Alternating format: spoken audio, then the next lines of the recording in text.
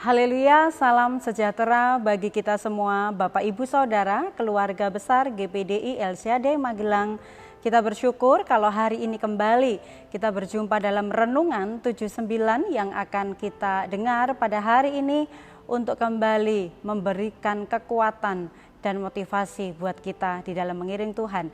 Mari kita akan sama-sama membuka Alkitab kita untuk merenungkan kebenaran firman Tuhan. Di dalam kitab Ayub pasal yang ke-10. Ayub pasal 10 ayat 1 dan 2, demikianlah bunyi firman Tuhan. Aku telah bosan hidup, aku hendak melampiaskan keluhanku, aku hendak berbicara dalam kepahitan jiwaku. Aku akan berkata kepada Allah, jangan mempersalahkan aku, beritahukanlah aku mengapa engkau berperkara dengan aku. Puji Tuhan, kita saat ini kembali belajar masuk di dalam pembacaan kita kitab Ayub. Kalau kita sudah belajar tentang Ayub ini, bagaimanakah kisah atau perjalanan kehidupan Ayub? Di dalam pasal yang pertama, Ayub dikatakan adalah orang benar, orang yang hidup saleh, hidup jujur di hadapan Tuhan. Tetapi di pasal yang ke-10 ini adalah ada ungkapan-ungkapan, ucapan-ucapan keluhan yang diucapkan oleh Ayub. Firman Tuhan, saya memberikan tema hari ini yaitu mengeluh. Mengeluh artinya menyatakan susah, karena diakibatkan sebuah penderitaan, sakit, atau kekecewaan.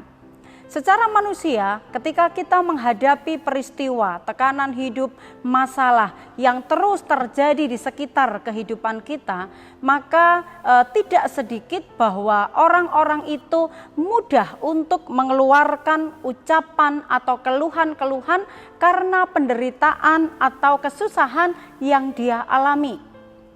Beratnya persoalan kehidupan yang dihadapi oleh manusia menimbulkan seseorang untuk jadi berpikir secara negatif, untuk senantiasa mengucapkan dengan ucapan-ucapan yang negatif, karena dia merasa tidak ada kekuatan lagi yang bisa diharapkan. Penyebab orang mengeluh, kalau kita membaca di ayat yang kedua, dikatakan, aku akan berkata kepada Allah, jangan mempersalahkan aku, beritahukanlah aku mengapa engkau berperkara dengan aku. Di ayat yang kedua, Ayub mengungkapkan keluhannya yaitu tentang merasa mengalami ketidakadilan. Ketidakadilan yang seperti apa? Dia mengucapkan kepada Allah, mengapa engkau berperkara dengan aku? Karena di dalam pasal 1 ya, Ayub 1 ayat 1 di sana menjelaskan tentang hidup daripada Ayub, bahwa dia adalah seorang yang jujur, seorang yang saleh, seorang yang takut akan Tuhan. Sehingga mengapa dia merasa bahwa ketidakadilan itu terjadi? Karena dia merasa sudah melakukan hal yang baik, melakukan kehidupan yang baik di hadapan Tuhan, menjadi orang baik, menjadi orang jujur, menjadi orang saleh. Tetapi protes yang diucapkan oleh Ayub kepada Tuhan adalah, kenapa sudah hidup baik, udah hidup jujur, udah melakukan hal yang berkenan kepada Tuhan, kok dia tetap mengalami sebuah peristiwa kehidupan yang luar biasa itu. Ciri-ciri ucapan keluhan. Ciri-ciri ucapan keluhan kalau kita membaca dalam Ayub pasal yang ke-10 ini adalah ayat yang pertama dikatakan, aku telah bosan hidup. Keluhan yang sifatnya keputusasaan, ingin mengakhiri kehidupan, dan penderitaan yang dialami seakan-akan bahwa Tuhan tidak sanggup. Kesusahan, masalah seolah-olah bahwa Tuhan tidak sanggup, sehingga yang diungkapkan oleh Ayub ini adalah, aku bosan hidup karena penderitaan, kesusahan yang dia alami begitu luar biasa. Kemudian ucapan keluhan yang kedua adalah, mengapa engkau berperkara dengan aku? Ini adalah ungkapan ketidakterimaan Ayub dengan apa yang terjadi di dalam hidupnya. Ini sama dengan menuduh Tuhan memperlakukan tidak adil atas hidupnya. Keluhan yang berikutnya ayat yang ke-18 sampai 19, di sana dikatakan, lebih baik aku tidak pernah lahir Ini adalah menyesali kehidupan yang Tuhan berikan. Ini juga seolah-olah bahwa menyalahkan kepada Tuhan, kenapa aku diciptakan? Lebih baik aku nggak diciptakan, lebih baik aku nggak lahir ke dalam dunia ini daripada aku lahir dan hidup di dunia ini tetapi mengalami penderitaan yang hebat ini. Kesusahan, penderitaan, persoalan yang terjadi tidak semata-mata karena kita melakukan kesalahan atau karena kita melakukan dosa.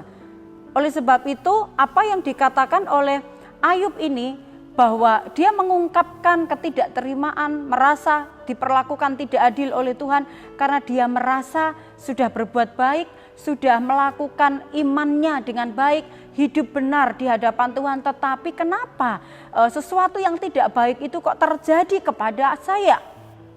Ini juga mungkin terjadi bagi kita atau bagi saya atau Bapak Ibu mengalami sesuatu yang tidak baik sehingga kita ada ungkapan-ungkapan atau keluhan yang keluar dari mulut kita karena kita kecewa, karena kita merasa hal ini tidak sepantasnya aku terima dan lain sebagainya.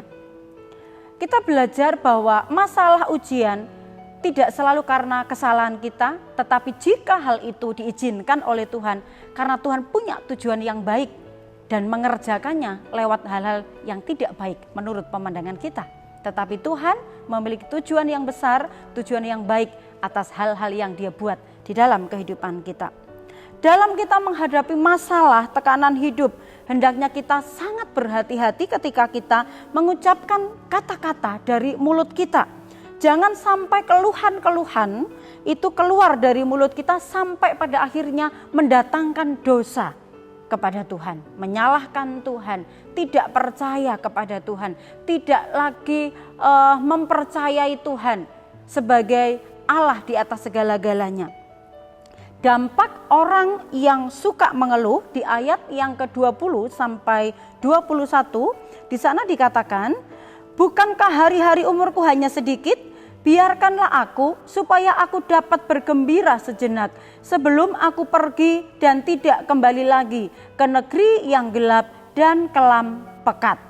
Ungkapan daripada Ayub ini bahwa dampak orang yang mengeluh, terus mungkin protes, terus mengucapkan kata-kata yang negatif, maka itu berdampak mempengaruhi seluruh kehidupannya, yaitu apa? Membuat hidupnya semakin merasa terpuruk, akan semakin merasa lemah, tidak ada kekuatan. Karena apa? Yang keluar dari mulutnya, yang ada di dalam pikirannya adalah pikiran-pikiran negatif dan kata-kata yang terucap adalah kata-kata keluhan. Dan ayat yang ke-22 di sana dikatakan, ke negeri yang gelap gulita, tempat yang kelam pekat dan kacau balau, di mana cahaya terang serupa dengan kegelapan. Ini juga adalah keputusasaan daripada Ayub bahwa tidak ada lagi semangat hidup dari hidupnya. Dari apa yang dialami, yang keluar ketika keluhan-keluhan itu akan terus semakin melemahkan, terus membuat kehidupan semakin terpuruk, terus membuat semangat kehidupan itu semakin menurun. Dan ini sangat merugikan dan pengaruhnya sangat buruk bagi kehidupan kita. Semakin lama akan semakin menjadi merosot. Sangat manusiawi jika seseorang itu mengeluh kalau terjadi sesuatu yang sangat menekan hidupnya. Kalau membuat hidupnya itu seolah-olah bahwa tidak ada lagi jalan keluar, ada beban yang sangat berat. Namun masalah dan persoalan hidup itu merupakan proses kehidupan yang kita hadapi saat kita ada di atas muka bumi ini. Demikian juga bahwa bagaimanakah untuk kita belajar perkataan yang negatif itu diubah menjadi perkataan-perkataan yang positif. Itu juga bukan sesuatu hal yang mudah, bukan sesuatu hal yang dengan tiba-tiba terjadi. Itu dibutuhkan sebuah proses. Prosesnya lewat apa? Lewat masalah, lewat hal-hal yang tidak menyenangkan hati kita. Itu akan menunjukkan siapakah diri kita yang sesungguhnya. Prosesnya adalah Ayub 42 ayat yang kelima. Ayub 42 ayat yang kelima. Hanya dari kata orang saja aku mendengar tentang engkau, tetapi sekarang mataku sendiri memandang engkau. Di dalam Ayub 42 ayat yang kelima, lewat peristiwa masalah sakit yang dialami oleh Ayub, bahkan dengan masalah hidupnya bertubi-tubi, harta kekayaannya hilang, istrinya meninggalkan dia, lewat proses kehidupan yang segitu panjang, ya, dari pasal yang ke-10 seolah-olah menyalahkan Tuhan, tetapi kalau di dalam pasal 42 dia bisa bertobat, dia bisa mengubah perkataannya. Ini proses yang panjang, tidak sesuatu hal yang mudah untuk dilakukan, tetapi Ayub diproses oleh Tuhan lewat masalah, lewat hal-hal yang diizinkan oleh Tuhan terjadi dalam kehidupannya. Itu yang membuat Ayub bisa menjadi berubah dan mengerti. Jadi prosesnya untuk kita dari negatif berubah menjadi positif, perkataan-perkataan keluhan berubah menjadi kata-kata yang penuh dengan berkat, itu dibutuhkan proses, dan ini yang dikerjakan Tuhan. Jadi prosesnya adalah kita harus memiliki pengalaman bersama dengan Tuhan, yaitu lewat masalah-masalah hidup yang Tuhan izinkan terjadi dalam kehidupan kita semuanya. Prosesnya ketika kita mengalami Tuhan, dengan masalah yang kita hadapi, masalah yang kita lewati, kita belajar dan pikiran kita, mata rohani kita dibukakan oleh Tuhan. Ternyata bahwa masalah yang seberat apapun Tuhan tidak membiarkan kita sendiri. Toh pada akhirnya ternyata masalah itu berakhir. Toh ternyata bahwa masalah itu berhenti dan ada kekuatan Tuhan yang bersama-sama dengan Ayub. Demikian juga kiranya ini juga menjadi kekuatan bagi kita bahwa ada masalah beban berat yang terjadi yang diizinkan oleh Tuhan. Mari kita belajar membuka hati kita, membuka pikiran kita untuk percaya dan meyakini bahwa Tuhan itu ada bersama-sama dengan kita. Tuhan tidak membiarkan kita bergumul seorang diri, tetapi menemani kita, mendampingi kita dan memberikan kekuatan untuk kita dapat melewati masa-masa yang sulit yang kita hadapi. Jadi apa yang harus kita lakukan? Di ayat yang ke-6, setelah proses yang dikerjakan Tuhan kepada Ayub, di ayat yang ke-6, Ayub 42 ayat yang ke-6, oleh sebab itu aku mencabut perkataanku dan dengan menyesal aku duduk dalam debu dan abu. Ayub yang tadinya menyalahkan Tuhan, yang keluar adalah kata-kata keluhan, tetapi lewat proses yang diizinkan dan yang dikerjakan oleh Tuhan itu membentuk Ayub menjadi pribadi yang mengenal dan memiliki pengalaman bersama dengan Tuhan, bahwa proses kehidupan yang sangat sulit yang dia lewati di dalam kehidupannya itu membuat dia melihat bahwa ternyata Tuhan senantiasa ada bersama-sama dengan dia. Tuhan mengizinkan, tetapi Tuhan tetap bertanggung jawab. Kalau Tuhan mengizinkan luka, Tuhan yang akan mengobati. Ini menjadi sebuah penghiburan bagi kita bahwa sesulit apapun masalah yang dihadapkan dalam kehidupan kita, kita tetap ingat bahwa kepercayaan kita, Yesus ada bersama-sama dengan kita. Jadi mencabut perkataan yang berupa keluhan-keluhan dan berubah dengan perkataan-perkataan yang positif. Jadi kalau kita mungkin pernah mengatakan ungkapan keluhan yang tidak berkenan dengan kata-kata menyalahkan Tuhan atau tidak percaya kepada Tuhan, merasa diperlakukan tidak adil oleh Tuhan, mari kita belajar seperti Ayub, cabut perkataan itu, kita berubah dan kita ganti dengan perkataan-perkataan yang positif, yang memberkati dan dapat menguatkan iman kita sendiri tentunya. Yang kedua, dalam Ibrani pasal 13 ayat yang ke-15 yang harus kita lakukan adalah, sebab itu marilah kita oleh Dia senantiasa mempersembahkan korban syukur kepada Allah, yaitu ucapan bibir yang memuliakan namanya. Kalau Ayub mencabut perkataannya yang penuh dengan keluhan dan mengganti dengan perkataan yang memuliakan nama Tuhan, maka kita pun juga belajar untuk mengucapkan ucapan syukur dengan ucapan-ucapan bibir yang memuliakan nama Tuhan. Jangan mengeluh jika ada sesuatu yang tidak baik diizinkan Tuhan terjadi, karena Tuhan punya tujuan yang besar, punya tujuan yang baik atas kehidupan kita semuanya. Jika kita mulai belajar mengubah perkataan keluhan menjadi ucapan syukur, menjadi ucapan-ucapan perkataan yang positif, maka kita akan dapat merasakan perbedaannya, yaitu hasilnya di pasal 42 ayat yang ke-10. Ayub 42 ayat yang ke-10. Lalu Tuhan memulihkan keadaan Ayub.